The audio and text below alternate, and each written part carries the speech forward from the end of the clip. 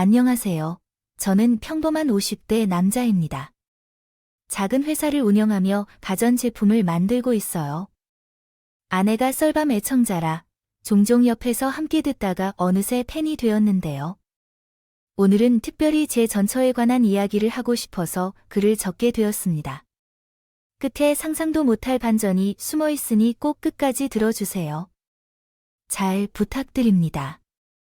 원래 저는 식품업체에서 영업직으로 일하며 첫 사회생활을 시작했는데요. 전처도 같은 회사를 다녔어요.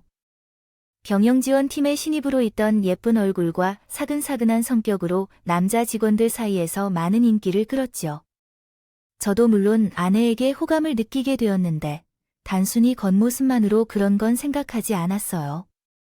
제가 회사에 들어온 지 얼마 안 돼서 큰 실수를 해버려서 부장님께 엄청 꾸중 받은 적이 있었어요. 이런 창피한 일이었지만 그때 화장실에서 혼자서 몰래 울다가 나왔었어요. 밥 먹을 기분이 없어서 점심도 건너뛰었죠. 그런데 아내가 그것을 알아채신 건지 밖으로 나가서 점심을 먹고 돌아오니 갑자기 편의점에서 캔커피, 김밥, 그리고 바카스 한 병을 주더군요. 제가 간식 사러 간 건데 부담 가지지 마세요. 다 먹고 살자고 하는 거니까 거절하는 게 곤란한 일이겠죠. 고맙다는 말도 하기 전에 생각 없이 웃으며 사라졌는데 그 마음이 얼마나 예쁘던지요. 그 후로도 모르게 자꾸 아내에게 눈길이 가곤 했어요. 어느 날 갑자기 내가 사랑에 빠졌다. 편의점에서 음식을 사다 준 것이 계기였는데 그 후에 아내와 말을 나누게 되었고 점점 친해졌다. 하지만 그 과정에서 아내가 나를 남자로 의식한 것은 아니었다. 사실 아내는 특별한 미모나 성격을 가진 사람이 아니었고 소심한 나와는 상대적으로 잘 어울리지 못할 것 같았다. 그 당시에 아내는 다른 사람과도 사귀는 사이였고 종종 연애 상담을 하면서 남자 친구 얘기를 하곤 했다. 그녀는 나랑 편하게 지낼 수 있다고 하더니 사실상 내가 말한 것처럼 인기가 많은 편인데 누구인지는 말할 수 없지만 회사 안에서도 꾸준히 주목받는 사람들이 몇 명 있었다. 그런데 영철 씨는 그런 것들과는 좀 다르더라. 회사에서는 일만 하는 게 맞는 거니까요. 제 마음을 애써 감춘 채 억지 미소를 지었지만 아내는 속편한 소리를 하더군요. 사실 남자친구가 질투가 심해서 밖에서는 남자친구가 아닌 다른 사람과 수다 떨고 밥 먹기가 힘들었는데 이렇게 회사 안에서라도 마음이 맞는 사람하고 어색하지 않게 지내니 좋네요. 우리 앞으로도 친하게 지냅시다. 영철 씨, 그런가요? 제가 언제든 환영이죠. 그 뒤로 아내는 제가 완전히 편안해졌는지 별의별 수다를 떨었지만 다른 남직원들은 그런 저를 부러워했지만 저는 그렇게 기쁘진 않았어요. 아내와 저는 그저 사이가 좋은 사이에 머물렀습니다. 직장 동료로서 그 이상도 아니었던 관계라서요. 그러나 인내는 쓰고 열매는 달다고 했던가요? 회사 동료로 알고 함께 지낸 지 5년 정도 되던 그때 아내가 사귀던 남자친구와 헤어졌어요. 자세한 이야기는 하지 않았지만 남자친구가 폭력적인 성향이 조금 있는 것 같더군요. 처음에는 그저 슬퍼하는 아내를 순수한 마음으로 위로해 주기에 급했지만 나중에 욕심이 생기더군요. 나라면 이 여자를 울리지 않고 항상 웃게 해줄 수 있을 텐데 하고 생각했어요. 그래서 오랜 고민 끝에 아내에게 좋아한다고 고백했어요. 아내는 전혀 눈치채지 못했던 것인지 깜짝 놀라더군요. 나는 영철 씨를 좋은 친구로만 생각했기 때문에 좀 혼란스러워서 당장 대답을 못하겠다고 했어요. 조금만 시간을 주실 수 있나요? 그렇군요. 하지만 희정 씨, 이건 하나만 알아주세요. 절대로 희정 씨를 울리지 않을 거예요. 항상 웃게 해줄 거라고요. 이제 희정 씨에게 좋은 직장 동료가 아니라 좋은 남자가 되고 싶어요. 자신 있어요. 한 번만 기회를 주세요. 대답은 오래 안 걸릴 거예요. 고백하고 나서 10일쯤 지나 아내가 한 번 만나보자고 했어요. 그래서 우리는 연인 사이로 발전했고 2년 뒤 결혼해서 꼴에도 부끄러운 생각을 했죠. 사귀고 나서야 알게 된 사실인데 아내의 처지는 고아나 다름없었어요. 생모는 아내가 어릴 적 다른 남자와 바람을 피워 집을 나갔고 장인어른은 아내가 대학과 고등학교를 졸업할 즈음에 아내가 영원히 떠났다는 소식을 듣고 놀랐습니다. 아내는 언제나 피부에 한 점의 주름도 없이 밝은 빛만 발하던 분이었기 때문에 그런 슬픈 가정사를 가졌을 줄은 꿈에도 상상하지 못했습니다. 어제야 아내가 숨긴 슬픔이 미소 뒤에서 새어 나타나는 것을 알게 되었습니다. 아내는 외로움에 쉽게 겨워했고 마음을 열어준 상대에게는 어리광도 잔뜩 부리는 편이었습니다. 결혼했을 때 아내가 내게 한마디로 나는 완전히 다른 사람이 되었다고 했습니다. 그 말에 고마워하며 앞으로 평생 갚아가면서 행복하게 살자고 말했습니다. 그때는 그 말이 사랑에 빠진 사람들이 하는 대사이라고 생각했습니다. 아내가 끔찍한 과거를 숨겨두고 있었고 그 사실로 우리가 이혼까지 할 줄은 정말 꿈에도 상상하지 못했습니다. 처음 결혼 생활은 어린애 마냥 해달라고 떼쓰다가도 함께 할래요 혼자만에. 아내는 결혼한 뒤 직장을 그만두고 전업주부가 되었어요. 하루도 빠짐없이 삼시세끼를 다 차려주었고 집안은 항상 먼지 한 톨 없이 반짝거렸어요. 부모님도 얼마나 잘해주는지 몰라요. 매일 안부 전화를 하는 게 기본이었고 부모님 생신이나 어버이날 같은 특별한 날에는 전날부터 장을 보러 가서 직접 잔치 음식을 만들곤 했어요. 저희 집은 할머니가 워낙 옛날 분이라 제사가 좀 많은 편이었는데 아내도 한 달에 한두 번 정도는 큰 집으로 가서 전을 부치는 등 일을 도와야 했어요. 젊은 세력들은 쉬지 않고 바쁘게 움직이는데 아내는 불평 한 번 한 적이 없네요. 처음에는 고마워서 아내를 찬양하던 부모님도 나중에는 저보다 더 아내를 칭찬하곤 했어요. 예쁘진 않았지만 제 인생에서 하나도 잘 풀리지 않았었지만 결혼은 참 잘한 것 같아요. 아내에게 보답하고 싶어서 집안일도 많이 돕고 쥐꼬리만한 월급을 모아 생일 때 큰맘 먹고 명품 가방을 선물하기도 했어요. 남들이 사는 것만큼 그렇게 평범하고 행복하게 살았던 것 같아요. 그런데 언젠가부터 아내가 조금씩 이상해지기 시작했어요. 틈만 나면 정신을 놓고 멍 때리기 일쑤고 작은 일에도 화들짝 놀라 뒤늦게 가슴을 쓸어내리더군요. 집안 살림을 돌보는 대신 가스레인지에 냄비만 올려두면 태우는 일쑤였죠. 처음엔 아내가 임신을 한 건가 생각했어요. 그래서 데리고 병원에도 가봤는데 애석하게도 그렇지 않았어요. 의사는 최근에 많은 스트레스를 받은 것 같다며 마치 신경쇠약의 한 형태인 것처럼 옆에서 잘 챙겨주기를 요청했어요. 그 말을 듣고 얼마나 놀랐는지 몰라요. 그만큼 바빴다며 아내에게 너무 무심했던 것 같아 자책도 많이 했어요. 여보, 혹시 어떤 일이 있어? 그 의사 선생님이 그러던데 스트레스 때문에 신경쇠약한 것 같다고. 아니야, 아무 일 없어. 괜찮아. 근데 왜 요즘 이렇게 정신이 빠져 살고 있는 거야? 내가 집에 오면 눕고만 있어 미안해. 내 나이도 들었는지 체력이 예전 같지 않아서 자꾸만 눕고 싶고. 그래, 내일부터 집안일도 다시 제대로 할게. 아니, 그런 얘기 아니잖아. 당신 아픈데 집안일은 내가 퇴근 후 해도 돼. 그러니까 그냥 놔둬. 그보다 나한테 서운한 게 있거나 우리 부모님께 한 소리를 들었다던가 뭔가 일이 있는 것 같은데 아니야? 그런 거 진짜 없어. 분명 뭔가 있는 것 같은데 제가 아무리 상관을 써봐도 아내는 도통 속마음을 말하지 않았어요. 평소에는 제가 집에 돌아오면 미주알고주알 하루 있던 일을 늘어놓던 아내였기에 참 이상했죠. 그렇다고 해서 제가 당장 뭔가 할 수 있는 것은 없었어요. 그냥 아내를 대신해서 부지런히 집안일을 하고 아내의 기분 전환이 될 만한 꽃이나 간식 같은 작은 선물을 하는 게 최선이었고 그러던 어느 날이었어요. 한창 바빴던 회사 일이 어느 정도 마무리가 돼서 아내에게 주말에 드라이브나 가자고 제안했어요. 그렇게 말씀하셨죠. 맨 처음에 혼자 계속 있고 싶어 했어요. 아내였기 때문에 거절할 줄 알았는데 뜻밖에도 좋다고 따라오더라고요. 그래서 그냥 바다가 보고 싶다고 해서 조금 먼 해변으로 차를 몰았어요. 바람이 점점 쌀쌀해지는 초겨울이었기 때문인지 사람들은 그리 많지 않았어요. 가족 단위로 온 한 팀과 나란히 가는 또래 같은 젊은 남자 한 명밖에 없었죠. 인근 카페에서 따뜻한 커피 한 잔을 사들고 아내와 함께 해변을 걷기 시작했어요.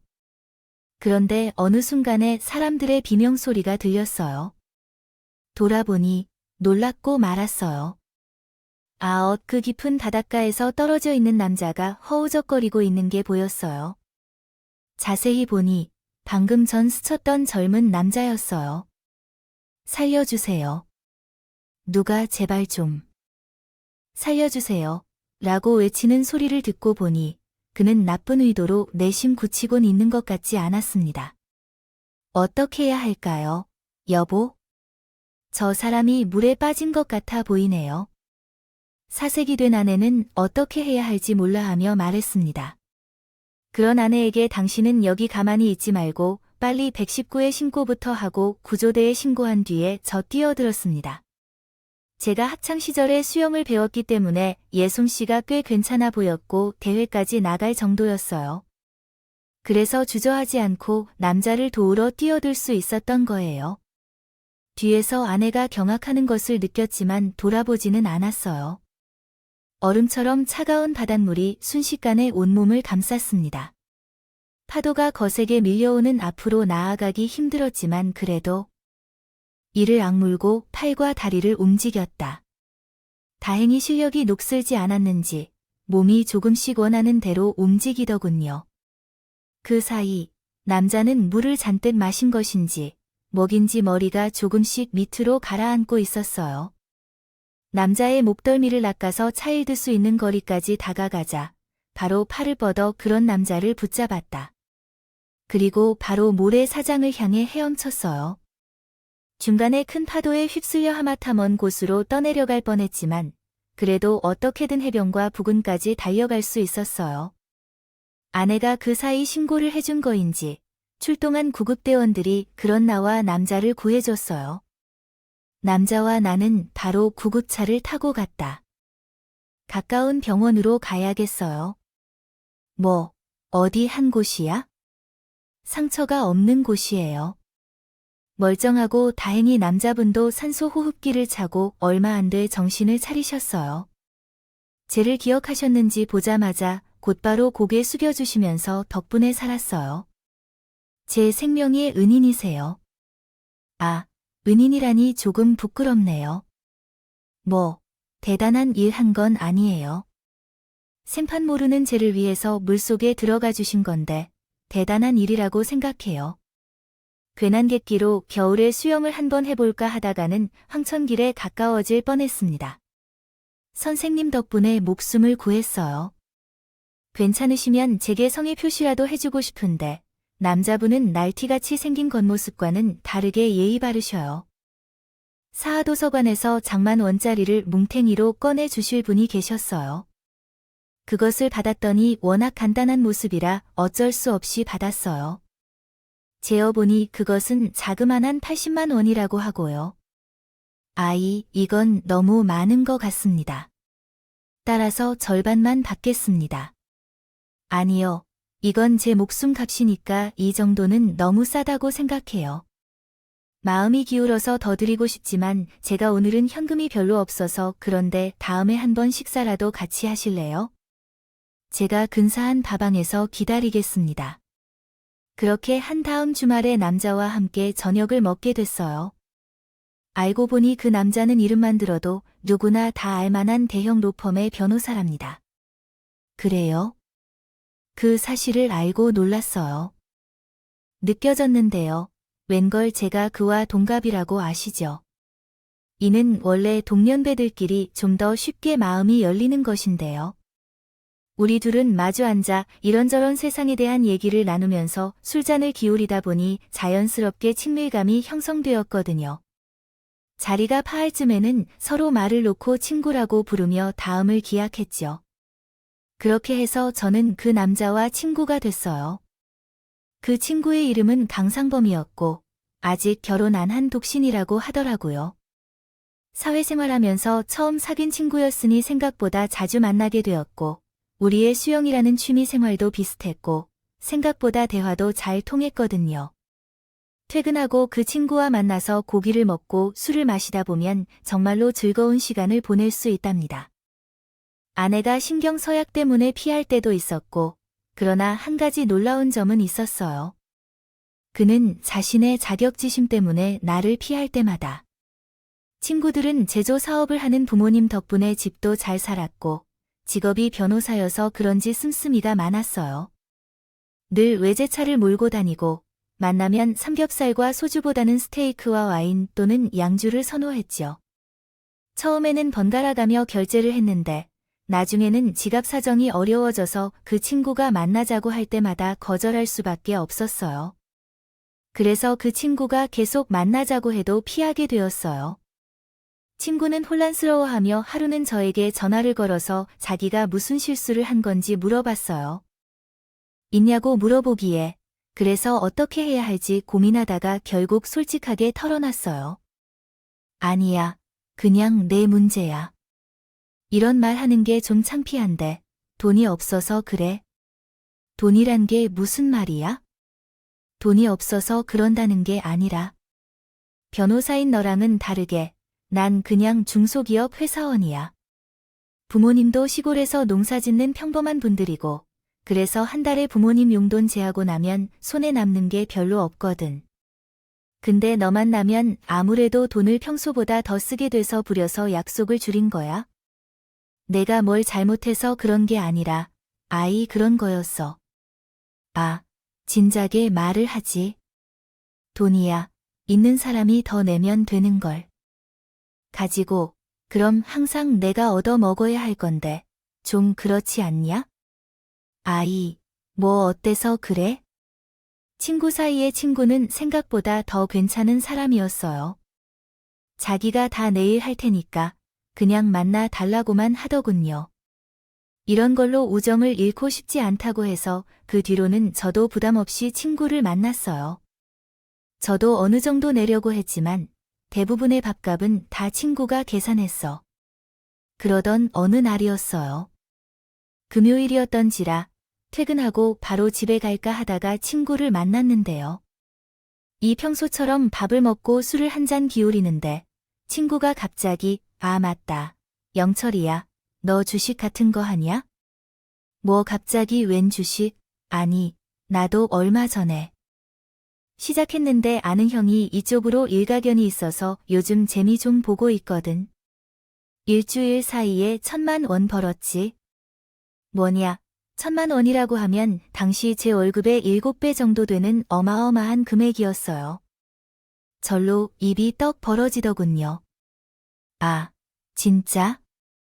아, 주식으로 일주일에 1,000만 원을 벌었다고? 아, 그게 가능해? 아, 그래. 진짜, 장난 아니라니까 그 형이 뛸 것 같다고 집어주는 것만 사면 아주 쑥쑥 올라. 그동안 힘들게 일해서 돈 번 게 한심하게 느껴질 정도라고. 너도 같이 하자, 영철아. 그 형한테 정보 받을 때마다 너한테도 공유해 줄게. 아이, 글쎄. 난 주식 같은 거 아예 해본 적이 없어서 들 한 복잡한 거 아니야? 사고. 회사에서 일하는 동안에도 주식 투자에 계속 관심을 가져야 하고, 주식 시장은 순식간에 변동이 심하며, 그렇기 때문에 형이 연락을 주면 바로 행동하여 사거나 팔 수 있어야 한다. 그렇지 않으면 나에게 돈을 맡기는 것이 어떤지 생각해보고, 내가 그 대신 투자하여 수익을 올려줄 수 있겠다고 고민한 끝에 결국 모아둔 적금을 그 친구에게 맡겨주기로 결정했다. 보통 나라면 이런 선택을 결코 하지 않았을 것이다. 그때는 이미 그 친구를 많이 믿고 의존하고 있었기 때문이다. 게다가 돈이 있는 친구인데 굳이 내 돈을 탐내지 않을 것이라고 생각했다. 하지만 실제로 그 친구는 일정 금액의 돈을 수익으로 보내주었는데 그 금액이 크게 나왔기 때문에 점차 욕심이 생겨 더 큰 금액을 넣으면 그만큼 더 많은 수익을 얻을 수 있다고 생각하게 되었다. 더 커질 테니까 결국 나는 회사의 말대로 퇴직금 중간 정산을 받았고 집 전세금도 빼서 전부 그 친구에게 맡겼습니다. 이 일이 일생일대의 패착이었다. 내 거의 전 재산이라고 할 수 있는 돈을 그 친구에게 맡긴 지 일주일 정도 되었을까? 갑자기 그 친구와 연락이 끊겼어요. 처음에는 계속 받지 않았는데 나중에는 전화기에 없는 번호라고 나왔습니다. 느낌이 이상해서 그 친구가 일하는 로펌으로 달려갔어요. 로비에 있는 직원을 붙잡고 친구를 불러달라 했지만 너무 충격적인 대답이 돌아왔어요. 강상범 변호사야. 그럼 변호사님은 없는데 뭔가 착각하신 거 아닌가요? 아닐 거예요. 직원의 말을 듣는데 하늘이 무너지는 기분이었어요. 그 길로 바로 경찰서로 달려가 자초지정을 설명했죠. 경찰은 전형적인 사기꾼의 수법이라고 하더군요. 아이 대신 주식으로 돈을 불려준다는 게 어디 말이 됩니까? 아이 사기당하신 건데 아시죠? 이런 범죄 꼬리 잡기도 힘든 거지. 지금 그게 경찰이 할 말입니까? 어떻게든 잡아주셔야죠. 그럼 제 돈은 어떻게 합니까? 집 전세금까지 탈탈 떨어져서 지금 당장 집사람이랑 길거리에게 생겼는데. 아, 저희도 노력은 해볼게요. 아, 근데 너무 기대는 하지 마세요. 경찰의 말대로 그 사기꾼 놈을 잡는 건 쉽지 않았어요. 이름도 신분도 못하나 제대로 알고 있는 게 없었으니까 어쩌면 영영을 못 찾을 수도 있었을 거예요. 멀리 해외로 도피했을 수도 있었죠. 그렇게 한 달, 두 달, 세 달 동안 범인을 잡지 못한 채로 반년이 흘렀어요. 그때쯤 되니 저도 더는 아내에게 비밀로 할 수가 없다고 느꼈답니다. 집도 이사를 가야 했고, 그래서 모든 것을 솔직하게 털어놓았죠. 당연히 아내는 난리를 쳤어요. 바보도 아니고 어떻게 그런 멍청한 속임수에 속아날 수 있다냐고 화를 냈죠. 미안해요, 여보. 내가 뭐라고 할 말이 없어요. 하나 있는 부인이 신경쇠약으로 시름시름 앓는데 남편은 돈에 눈이 멀어서 사기를 당하고 있고 이게 말이 돼요. 내가 어떻게 당신을 믿고 평생 함께 살 수 있을까요? 언제 이런 일이 또 있겠어요? 다신 없을 거예요. 약속할게요. 앞으로는 그런 일 없다는 거려. 지금 뭐가 중요해? 이미 물은 다 흘러갔잖아. 당장 우린 어디로 이사 갈 돈도 없는데 어머니나 아버지도 도와줄 수가 없잖아요. 작은 집에서 월세로 다시 시작해보자. 제가 더 열심히 일할 테니까요. 주말에는 따로 다른 아르바이트도 하고 있으니까 너무 걱정하지 마세요. 저는 아내에게 몇 번이고 머리 숙여 사과했어요. 그리고 다음 날에는 고깃집 불판을 닦는 주말 아르바이트를 했고요. 사업이 좋지 않은 달에는 운전 대리일도 하며 틈틈이 돈을 벌었죠. 하지만 한번 금이 간 부부 관계를 되돌리는 것은 힘들었어요. 아내의 냉대는 날이 갈수록 더해가고 급기야는 이혼까지 언급해 주더군요. 사랑이라는 단어에 대하여 전하지 않는다고 했잖아. 정말 헤어지자는 말만을 하는 게 아니라면 내게 말을 해줘. 내가 당신을 어떻게 사랑하는지 알잖아. 나도 여전히 당신을 사랑해.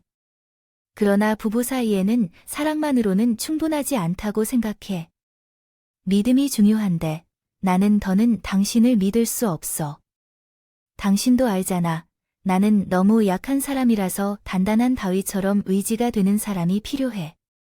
그러니 이렇게 범죄를 범할 만한 사기 상대를 더 이상 내 편으로 두기엔 무리가 있어. 당신이 그런 사람이 아닌 것을 알았어. 우리 이대로 계속 살면 평생 당신에게 속일까 두려워. 때때로 그 이상한 사람들에 속아서 속여진 적도 많았고. 그래서 계속 이렇게 살면 더 속을 거라고 느껴. 그렇게 되면 나는 점점 더 정신적으로 힘들어질 거고 결국 미쳐버릴 것 같아. 생각만 해도 너무 무서워서 그래서 우린 여기까지만 하는 게 맞는 것 같아요. 몰랐는데 아내는 두 겹 같은 면이 있었어요. 한 번 결정한 것은 죽어도 번복하지 않더군요. 제가 아무리 울고불고 사정해도 아내의 마음은 다시 돌아서지 않았네요. 나중에 이혼해주지 않으면 소송까지 불사하겠다고 하더군요. 그 정도 되니까 저도 더는 아내를 잡을 수가 없더라고요. 애초에 다 제가 잘못했으니까 결국 그렇게 저희는 협의 이혼을 하게 됐고요. 3년이라는 짧다면 짧고 길다면 길다고 할 수 있는 결혼 생활에 마침표를 찍게 됐습니다. 세상이 무너지는 기분이었어요. 그동안 열심히 살았던 것도 아내를 행복하게 해주기 위해서였죠. 아내와 남부럽지 않은 가정을 꾸리고 싶어서였던 건데 목표를 상실한 후에는 인생의 방황이 시작되더군요. 결국 저는 잘 다니던 회사도 그만두고 그대로 집에 틀어박혀 술만으로 모자랄 판에 이르렀습니다. 제가 정신을 차린 것은 그로부터 3년의 세월이 흘러간 뒤였어요. 아버지가 갑작스럽게 사고로 세상을 떠나면서 정신이 번쩍 들었고 고향집에 혼자 남겨진 어머니를 부양하기 위해서라도 사람 역할을 해야 했어요. 아버지 장례를 치룬 뒤에는 바로 일자리를 알아보기 시작했지만 3년이란 세월 동안 세상이 참 많이 변해 있었어요. 무엇보다 취업하는 게 너무 지난 젊은이들이 어려워진 지금 회사에 들어갈 수 없다는데 40살에 이르러서 더욱 어려울 뿐이었어요. 수년간 술에 취해서 살아온 제가 받아줄 회사는 찾을 수 없었죠. 결국 친척의 소개로 보일러 하청업체에 들어가 재진관, 그곳에서 수리 작업을 배우게 되어 기사로 일하게 되었습니다. 사무실에서 앉아 업무를 처리하는 직장인이었던 게 보일러 기사가 되다니 처음에는 자존심도 상했지만 따끈따끈한 월급이 입금되자 그런 생각도 사라졌어요. 목구멍에는 포도청이라도 있고 찬밥이나 뜨거운 밥을 가릴 여지가 없었죠. 어떤 일이든 할 수 있다는 것을 감사히 여기는 것은 당연했습니다. 그 당시에는 정말 꿈에도 생각하지 못했는데 어떤 새로운 직업을 얻게 될지를요. 내 인생을 구원할 줄은 몰랐지만 그날은 평소처럼 할당된 집들을 돌며 보일러 점검 및 수리를 하던 어느 날이었어요. 감기 기운이 있는지 몸이 조금 좋지 않더라고요. 회사에 알리고 싶을까 고민하다가 몇 집만 남아있어서 참고마저 일을 했는데 마지막 집에 들어설 즈음에 머리가 뜨거워지고 눈앞이 흐릿해져 문을 열어준 젊은 청년이 걱정할 정도로 괜찮다고 물었어요. 네, 괜찮습니다. 혹시 감기를 옮을 수 있으니까 안으로 들어와 계세요. 보일러를 곧 고쳐드리겠습니다. 아, 괜찮습니다. 보일러가 안방 베란다 쪽에 있어서요. 일단 이쪽으로 오세요. 서비스 업무를 하다 보면 아무래도 까다롭고 싫은 손님들도 만나곤 했는데요. 다행히도 이 손님은 마음 씀씀이가 좋았다 생각하면서 손님을 안내했습니다. 안방으로 들어섰는데 벽에 걸린 커다란 사진을 보니 제가 두 눈을 의심하고 말았습니다. 벽에 걸린 건 웨딩 사진이었어요. 젊은 총각이라 미혼일 거라 생각했는데 결혼을 한 모양이었어요. 물론 제가 놀란 이유는 당연히 신랑 때문이 아니었어요. 검은 양복을 입고 선 손님 옆에 찰싹 달라붙어 있는 신부 때문이었죠. 흰 웨딩드레스가 눈이 부시게 잘 어울리는 그 여자는 다름이 아닌 제 전처였어요. 잘못 본 줄 알고 몇 번이나 두 눈을 비벼봤는데 역시나 그 여자가 전처였습니다. 맞더군요. 혹시나 했는데 앞에 계셨던 손님께 이름도 확인하러 갔다가요. 저기, 혹시 부인분 성함이? 아니요. 저희 집 식구라 박희정이라고 하는데 갑자기 왜 그런 질문을 하시나 했어요. 아, 그 사진을 보니까 제가 아는 사람과 닮아서 그 사람인가 했는데 아니라고 하네요. 말씀 감사합니다. 역시 손님의 입에서는 너무 익숙한 이름이 튀어나왔지만 저는 아무렴하지 않은 척 거짓말을 해야 했어요. 그 손님에게는 내가 사실 당신의 전 아내의 전 남편임을 말할 수 없는 너무 남답더군요. 이 전 아내와는 이혼한 뒤 소식이 뚝 끊겨서 어떻게 지내는지 전혀 몰랐는데 설마 그 사이에 재혼을 했을 줄이야. 전 아내를 잊기 위해 3년이 지났거든요. 시간은 너무 짧았던 게 그 시간은 아마 전처에게는 그런 것으로는 느껴지지 않았던 것 같아요. 그 사실을 깨달았을 때 가슴이 아팠고 견딜 수가 없었어요. 그 표정을 보니 전처의 남편은 당황하고 있었어요. 어떤 것을 생각하고 있는 듯한 느낌이 들었는데 갑자기 작은 방으로 들어가서 뭔가를 가져와서 제게 보여줬어요. 그게 역시요. 기분이 희한했던 게 내 전날 남편이 전에 짐 정리를 하다가 희정이 전에 있던 예전의 결혼 사진을 보고 나서 깨달았어. 어쩌다 보니 내 옛날의 결혼 사진이었어요. 전처가 재혼 과정에서 제대로 정리를 하지 않았던 흔적이었나 봐요. 모양이군요. 전처 남편은 저를 알아볼 줄은 몰랐기에 어떻게 반응해야 할지 모르겠었더라고요. 혹시 일부러 찾아온 줄 알까 봐 겁도 났죠. 그 혹시나 오해하실까 봐 말씀드리는데 일부러 이 집으로 찾아온 건 아닙니다. 저도 여기 걸린 결혼 사진 보기 전까진 전처 집이라는 걸 까맣게 몰랐어요. 정말이에요. 불편하시다면 지금이라도 돌아가겠습니다. 그리고 가능한 빨리 새 기사를 보낼 테니까요. 그러자 전처 남편의 표정이 갑자기 변하고 제 팔을 붙잡고 너무나 황당한 소리를 하더군요. 아니요. 그런 말씀 마세요. 제가 희정이 전 남편을 얼마나 뵙고 싶었는데요. 부탁드립니다. 제발 좀 도와주세요. 갑자기 자기가 도와달라니 질나쁜 장난인가 싶어진 표정을 살폈지만 전처 남편의 얼굴은 너무 진지했습니다. 전혀 모르게 간절해 보였어요. 아니, 대체 저더러 뭘 도와달라는 겁니까? 제가 얼마 전에 친하게 지냈던 지인에게 사기를 당했거든요. 지금은 전 재산을 다 날리게 생겼는데 희정이는 아무것도 몰라요. 변호사를 찾아가고 싶어도 남은 돈이 되지 돈 한 푼 없어서요. 이전에 희정이한테 들은 정보로는 전 남편 부인 집안이 법조 분야에 있어서 매우 부유하다고 들었어요. 본인도 변호사가 근데 왜 보일러 기사로 일하고 있죠? 변호사 일은 둘째 놓으셨나요? 절실한 표정으로 자신의 상황을 전하고 있었습니다. 구구절절 설명하던 전처의 남편이 그제야 뭔가 이상하다는 걸 깨달았는지 멈칫했어요. 저는 저대로 당황스럽긴 마찬가지였죠. 희정이가 저대로 변호사라고 하던가요. 집안도 법조에 쪽이고요. 그래서 전 시댁이 하도 괴롭히고 시집살이 시켜돼서 이혼한 거라고 들었는데 아닌가요?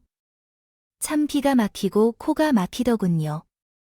도대체 새 남편한테 왜 저를 변호사라고 거짓말한 건지 이해가 안 가더라고요.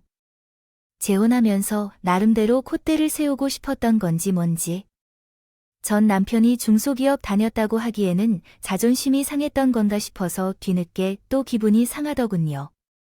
그렇다고 사실대로 말하기도 좀. 그렇지만 이제 전차와는 상관이 없는 관계인데 불필요한 문제를 일으키고 싶지 않았어요.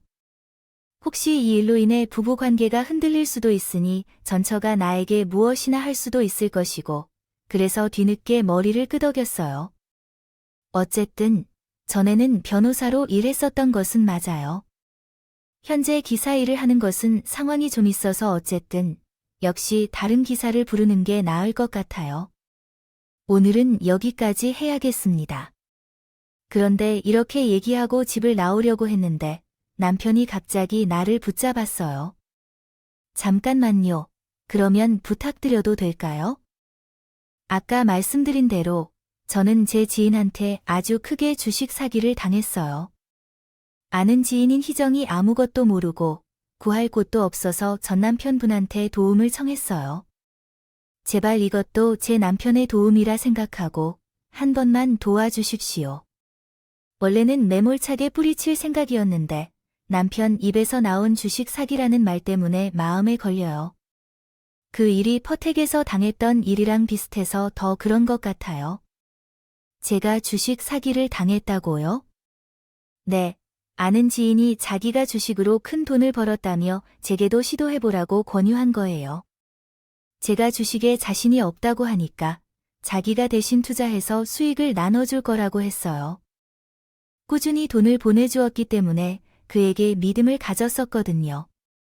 투자금이 좀만 더 크면 집도 살 수 있을 것 같아서 가진 전주사는 물론 빚까지 내어 건네줬어요. 근데 며칠 전부터 연락이 안 되고 있습니다. 아무래도 사기를 당한 것 같네요. 혹시 그 사람의 이름이 뭔가요? 이름을요. 한 상식인데 아는 사람이 있는지요? 제가 사기를 친 놈이 쓴 이름과는 달랐어요. 하지만 이름은 얼마든지 꾸며낼 수 있는 거니까요.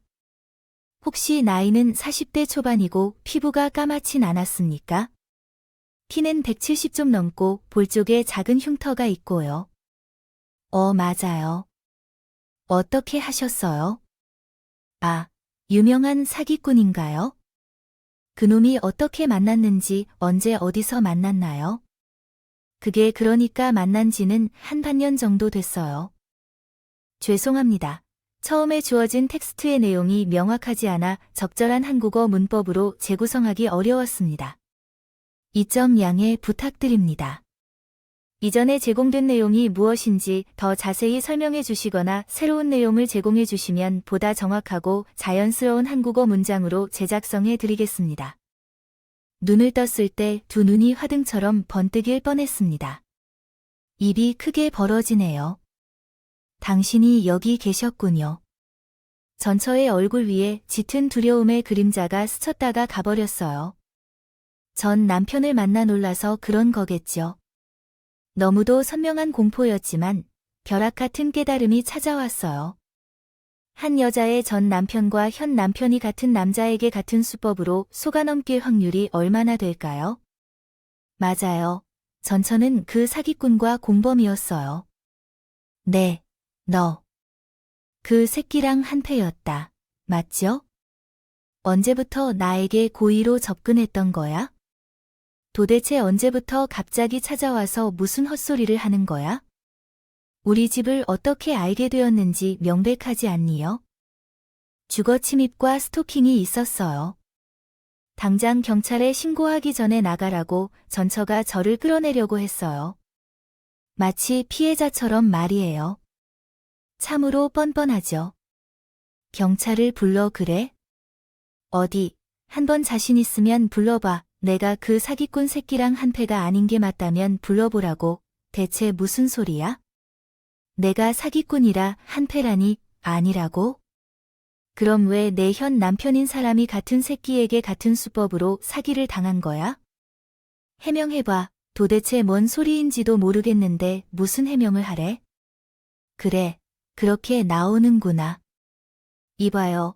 저도 대기당한 남자에게 똑같은 수법으로 사기당하고 전 재산을 다 잃었거든요. 같이 경찰서 가서 얘기해요.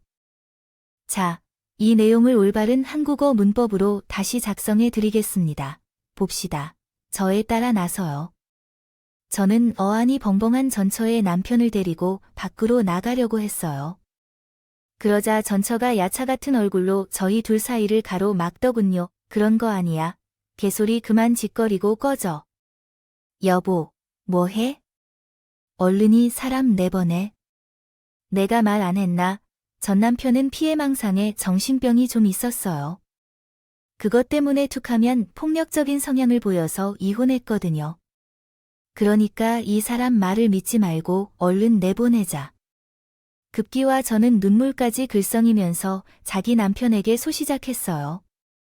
그 황당한 무기한 말을 듣는데 속에서 천불이 끓어오르더군요. 이게 누굴 미친 사람 취급해 끝까지 이렇게 나오시겠다면 좋아. 그럼 나 혼자라도. 경찰서에 가서 오늘 있었던 일 다 말할 거야. 그럼 이 사람이랑 너도 경찰서로 소환될 거고, 삼자되면 아니 그 사기꾼 새끼까지 만나서 하면 모든 진실이 밝혀질 거야. 저는 전처와 그 남편을 버린 채로 현관을 성큼성큼 걸어왔어요. 그러자 전처가 기겁을 하면서 제 바지를 잡았어요.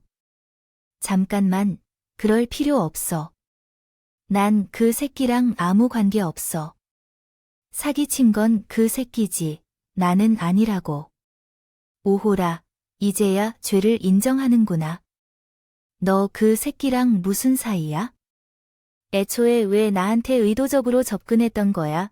그러자 전처가 입술을 깨물며 어쩔 줄 몰라 하더니 침묵이 길어지는 것 같아서 다시 말을 이어갔어요. 현관으로 나가려고 했을 때 갑자기 서둘러 감춰둔 진실을 말했습니다. 내가 당신을 만나기 전에 사귀던 남자가 회사에서 자주 그 사람을 문제로 놓고 상담했었죠. 기억나시나요? 당시 전 여자친구가 당신과 만난 사람이었어요. 결혼한 뒤에 연락이 오는 일이 있었는데 그럴 때 안 좋다고 해야 될지 모르겠지만 실은 너무 사랑했던 전 여자친구를 몰래 만나고 그 이후로 간간히 연락을 주고받았어요. 막내가 결혼한 지 몇 년 안 되어서 신경쇠약 증세를 보여서 기억이 나네요. 어디가 아픈 건 줄 알았는데 사실은 상처받았던 거였죠. 그때 정말 배신감을 느꼈어요. 당장 뒤집어버리고 싶은 걸 참고 입을 수밖에 없었습니다. 그래서 유부여인 주제 그 새끼랑 바람이 나셨다. 그것도 모자라서 둘이 짜고 남편이었던 날 등쳐먹었어요. 난 그럴 생각 없었어. 당신한테도 모든 걸 솔직하게 말하고 이혼해달라고 할 생각이었다고. 근데 그 사람이 돈에 너무 급해져서 당신이랑 그 상태로 이혼한다면 상관자 소송이라며 위자료만 챙겨줘야 한다고 사기를 치자고 시켰어요. 난 절대 싫다고 안 된다고 했는데 미안해, 여보, 제발 용서해 주세요. 응, 빈털터리가 된 나를 그렇게 잔인하게 버려놓고 뭐 용서해 주세요? 나한테 한 짓은 그래, 뭐, 그 새끼랑 바람이 나서 그럴 수 있다. 근데 지금 내 남편한테 똑같은 방으로를 친 건 뭐냐? 애초에 작정하고 먹잇감을 버린다는 것이 뭔데? 물색하여 접근했다는 건 범죄라는 자각이 있습니다. 미안해요. 그 인간은 도박에 미쳐서 또 사채를 쓴 탓에 정말 어쩔 수 없었어요. 입이 여러 개 있어도 할 말이 없어요. 나도 또 이렇게 되길 원했다. 급기야 전처는 바닥에 주저앉아 아이처럼 울기 시작했어요. 울고 싶은 사람이 누구인지 자기가 우는 건지. 옛날에는 그 모습이 너무나 애처롭고 안타깝지만 이제 전처의 실체를 알아서일까요? 끔찍하고 가증스럽기만 했지요. 전처의 남편은 제 못지않게 충격을 받은 눈치였어요. 하얗게 질린 얼굴로 숨을 몰아쉬다가 갑자기 전처에게 달려들어 멱살을 잡았습니다. 이 모든 게 사실이에요. 정말로 제게요. 의도적으로 다가가서 그 사람과 사기를 치는 거냐고? 미안해, 여보. 참나, 사기를 치는구나. 여보가 대체 나랑 그 사람 말고 몇 명이야? 이 더러운 여자 사기꾼이야. 내가 너를 그냥 둘 것 같아. 죽여버릴 거야. 그 사람과 너 둘 다 죽여버릴 거라고 급기야. 전처의 남편은 그를 향해 마구잡이로 주먹을 휘두르기 시작했어요. 이대로는 큰일 나겠다 싶어서 얼른 달려가 그러한 행동을 멈추도록 막았네요. 전처를 위해서 그랬던 건 아니었어요. 아무 죄 없는 전처의 남편이 혹시라도 피해를 입을까 봐 그렇게 했었죠. 일단 진정하세요. 이런 식으로 해결될 문제가 아닙니다. 당신은 뭐야? 왜 막는 건데? 아직도 과거를 떠나지 못한 마음이 남아 있는구나. 그럴 리가 있겠어요. 지금 여기서 폭력을 써봤자 달라질 게 있습니까? 일단은 경찰에 신고하고 변호사 부인 이이랑 그 새끼 법의 철퇴를 맡아야 해야죠. 지금부터 정신을 똑바로 차리세요. 더 이상 당할 순 없지 않습니까? 그나마 당신은 나보다 좀 더 나은 상태예요. 지금이라도 알았지 않습니까? 전 이미 전 재산 다 잃고 회사도 잘리고 인생이 망가졌다고 제 설득에 전처의 남편도 뒤늦게 정신을 차린 것 같았어요. 창문에 걸려있던 커튼을 잡아뜯더니 전처를 그대로 꽁꽁 먹더군요. 그 사이에 저는 전처의 핸드폰을 뺐고 경찰에 전화해서 신고를 했죠. 그 새끼 지금. 혹시라도 몰래 연락해서 알리기만 해. 그럼 당신이 그 새끼까지 죄를 뒤집어 쓰고 콩밥을 먹는 것이니. 제 협박의 아내는 새파랗게 질린 얼굴로 덜덜 떨면서 고개를 끄덕였어요. 그리고 제발 자기만 살려달라고 애원했습니다. 당신에게 다 알리겠다고 협박해서 그 새끼 말을 따르지 않을 수밖에 없었어요. 그래서 이혼한 거야. 정말이야. 그것만 아니었으면 나와 당신은 지금쯤 행복하게 살고 있을 텐데. 제발 용서해 주세요. 응, 그동안 나는 당신이 그립지 않았어. 난 당신을 많이 그리웠는데. 아, 그 자식 몰래 연락해볼까 생각도 했었어. 나 모르게 다른 새끼랑 붙어먹고 뒤통수까지 거하게 치는 주제. 개소리 하지 마. 뚫린 입이라고 짓거리만 하는 줄 알아? 여보, 제발 나한테 이렇게 잔인하게 굴지 마. 예전처럼 다정하게 내 말에 귀 좀 기울여 줘. 더 하고 싶은 말 있으면 나중에 경찰서 가서 해. 난 듣고 싶지 않으니까. 저는 단호하게 전체로부터 등을 돌렸어요. 그러자 전처는 제가 안 되겠다 싶었는지 이번엔 현 남편에게 애하군요. 이 남자, 저 남자한테 매달리면 오히려 역효과만 난다는 걸 모르는 건지 뭔지. 제가 한때 미치게 사랑했던 여자가 어떻게 이 지경까지 망가질 수 있는지. 그 구체적인 언급으로는 일찍 조수된 홀로에 대해 더 복잡한 감정을 손잡이더라고 합니다. 어느 날고 신고를 받아서 출동한 경찰은 제 아내를 연행해서 데려갔고 며칠 후 아내를 상남과 공범인 그 자식도 잡혔다는 소식을 들었습니다. 제 전 부인과 놈이 함께 사기죄로 곧장 고소했고 수사 결과가 매우 충격적이었습니다. 아내와 그 애인이 같은 고화원 출신이었는데 제게 만나기 전에도 매우 추악하게 논일었다고 들렸습니다. 둘 다 이미 여러 차례 사기와 폭력 전과가 있었고 이런 상황에서 둘은 헤어진 후 전 부인이 나와 만나면서부터 그 세계에서 벗어난 것 같더라고요. 또한 상대 남자에게 못 이루어준다고 불평하면서 둘이 함께 속여 제게 사기를 치기도 했습니다. 가정템과 남편 중 거한 남편을 구별해야 해요.